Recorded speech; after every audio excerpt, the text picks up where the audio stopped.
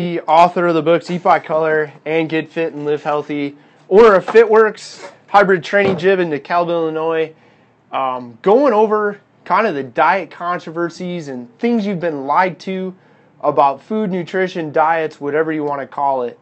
Kind of dispelling some of the myths. One of them is a healthy diet's a low-fat, high-carb diet. Nothing can probably be further from the truth. We see that in some of the actual research studies that are out there. And then most importantly, we see it in what does or doesn't work in the real world. Ironically, I recall back in like 99 or 2000, a guy in his 50s telling me that he had struggled to try and lose weight. Sounds familiar, right? How many people out there struggle to lose weight? Well, not only did he struggle and try to lose weight, but his wife, they had 5 kids, and his wife had put the whole family, so like all 7 people, on a high-carb, low-fat, moderate-calorie diet. And he's like, the doctor's telling me I need to lose weight. The doctor's telling me I'm getting fatter. We're doing this high-carb, low-fat diet. I feel like a bag of garbage. I'm constantly hungry and I'm getting fatter. And I said, well, what happened? He goes, well, then I discovered Atkins. And I completely eliminated carbs, and I watched the scale go down. My cholesterol, triglycerides improved. A doctor got off my back, felt better, on and on and on. Now, I'm not necessarily advocating Atkins. It's not for everybody, but it's kind of an extreme example of, one, we don't really need carbohydrates, and 2, a high-carb, low-fat diet really isn't as healthy as it was made out to be or is made out to be today. So definitely not the healthiest diet. A better approach, again, we're shamelessly going to plug Eat by Color. Salt. Hear this all the time. Salt should be restricted to lower blood pressure, improve heart disease. Kevin Callahan is asking what's on the whiteboard in the back. Kevin, what's going on? What's on the whiteboard in the back? I don't know if that's backwards or not. It says, "We change lives." That's a mission statement for my health club or hybrid training gym, Fitworkz in DeKalb, Illinois.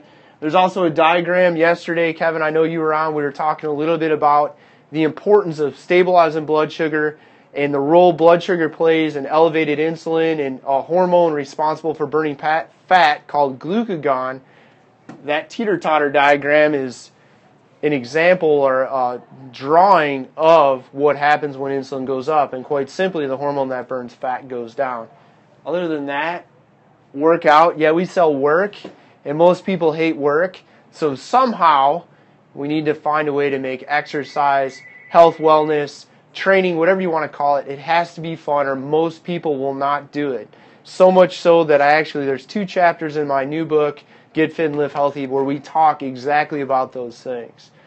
Good questions. Welcome back again today. Salt, do we have to restrict it? Now, I'm not playing doctor. I'm not practicing medicine. I'm not prescribing anything. I'm not telling you to have salt if your doctor said not to have it. But here's something to think about. Why is it that almost every farmer under the sun that has livestock has a salt lick in the field? How is it that humans are totally different than the rest of the animals and we should avoid salt like the plague? Here's my opinion on salt based off what I've seen in some of the research, what I've seen in real life in the real world. Salt's not necessarily going to cause heart disease. Salt may cause increased fluid retention. It lasts for like 12 to 36 hours most times. Salt may increase blood pressure and things of that nature, but again, it may do so in the short term. Now, when I'm talking about salt, I'm not talking about having like 10,000 times the amount of salt that you should be eating, but the reality of it is if you're not eating a lot of processed food that comes out of a bag or a box, you're probably not going to have to worry too much about salt. So again, is restricting salt going to prevent heart disease? Probably not. Is restricting salt going to be the answer for blood pressure or anything like that? Probably not. And again, I'm not practicing medicine. I'm not prescribing anything, and certainly not telling you to avoid salt or to have salt if you've been told not to by your doctor. Next one, best to eat small meals throughout the day. Here's the reality. If you can't possibly eat 6 meals a day, it doesn't work with your schedule. Maybe you got a full-time job, a part-time job, and you're a single parent with 3 kids. If it's not practical, it's not realistic for you to consistently get 6 meals a day. If we tell you to eat 6 meals a day, you're going to fail. And once you've failed often enough, you'll quit.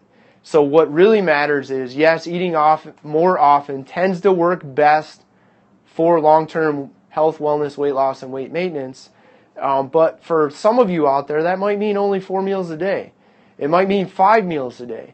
But to try and say you have to eat small meals is crazy, because sometimes life really won't allow for it, and we're just setting people up to fail. Egg yolks should be avoided because they're high in cholesterol. Again, this is kind of dying. Not practicing medicine without a license, not playing doctor, not prescribing anything. But the link between eating an egg yolk and having elevated cholesterol, I think, is probably a stretch. There's nothing wrong with eating your egg yolks. Again, I think there's a lot of other things that are going to play a role in increased cholesterol and cardiovascular disease, and I don't think the egg yolks are the bad guys that they've been made out to be. Plus, if you toss the egg yolk out, you no longer have an egg as a perfect protein because it has all the essential amino acids. If you dump the yolk, you no longer have all the essential amino acids. So don't throw out the yolks. Whole wheat is a health food. It's essential as part of a balanced diet. I'm not sure what part of a balanced diet whole wheat fits into. I don't think there's anything necessarily wrong with whole wheat, but I don't think it's required to have a balanced diet. Saturated fat raises LDL cholesterol in the blood, increasing heart. Yes, it can probably be a contributing factor, no doubt. But again, I think there's a bigger picture we have to look at when we talk about cholesterol, and that includes activity levels. That includes whether or not we're loading up on processed and inflammatory foods. It includes whether or not we're paying attention, making an effort to eat the anti-inflammatory fats, stuff like your omega-6 or its constituent parts, EPA and DHA. So again, I don't think saturated fat is the absolute bad guy looking at cholesterol. I think we have to look at a lot of other things. Coffee being unhealthy. Come on, really? Seriously? I mean, coffee's been a part of many cultures, many civilization for thousands of years. If coffee was all that bad, where are all the sick people that drink it on a daily basis? We just don't see it. Eating fat makes you fat. I actually wrote about that in my first book, Eat by Color. That was something that was hammered into my head when I was struggling to lose weight. It's not true.